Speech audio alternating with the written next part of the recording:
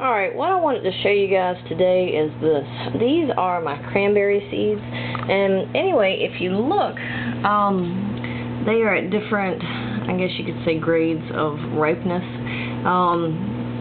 This one right here, for instance, you know, it's still white inside. This one's like a real pretty deep red.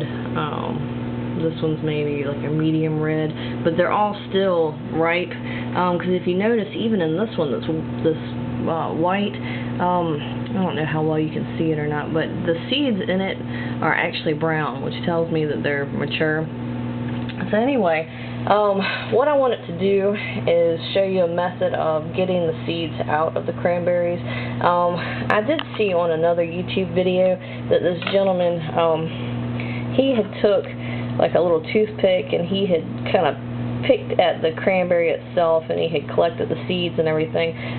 But if you're just doing 3 like I have here, that's one thing, and that would probably work just fine. But if you're trying to get a lot of seed, which I did previously, I just saved these 3 for the video, then the method I'm about to show you is going to be probably the better method to use to collect the seeds. Anyway, what I'm going to do, I'm going to sit you guys down for a second, is I'm going to take the cranberries themselves and just stick them in a container, and this is filled with water, and what happens is the cranberries themselves naturally want to float. I'm just going to screw the lid on real tight, but they naturally want to float, and you just take your container. It can be any kind, it does not matter, as long as when you know, shake it, the water doesn't go flying. But you know, you just shake your seeds or your cranberries, and you can add, I mean, you can fill this thing up as long as you have enough room, you know, to shake it.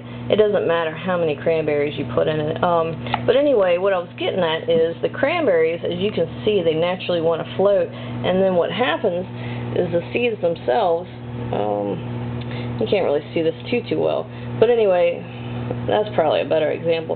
The seeds naturally want to sink to the bottom. So, after you've done your shaking, you just take your seeds, or your cranberry seed mixture, and you pour it into a filter. I'm going to show you guys this real quick. And what you want to use, and you can even see, maybe you can see the little flecks at the bottom. There's a little bit of seed stuck to the bottom. But what you want is a screen that's thick enough to, or not thick enough, but it's got a fine enough mesh so that you can just kind of scoop out your cranberries, put them there, and then what you're left with is the seeds in that filter. And then the water is being separated there. And then what you could also do to, you know, go ahead and get the rest of the seeds out of the bottom of the container, just put it through another cycle, and then that'll rinse the rest out. And if you don't, you know, stick your finger in there and get the rest out. But anyway, and that literally took, you know, less than a minute. And then I got all those seeds, and I probably could have still been here with a toothpick picking them all out. But and even if I say had 100 of these cranberries, you know, stuck in this container, I would have gotten a lot more, and it would have been just as fast. And anyway, once you get your seeds and you've collected them in your filter, just take the filter and turn it over into a paper towel. And there's your seeds. It's that easy. Now, this is how to collect cranberry seeds. You can also do this with tomatoes.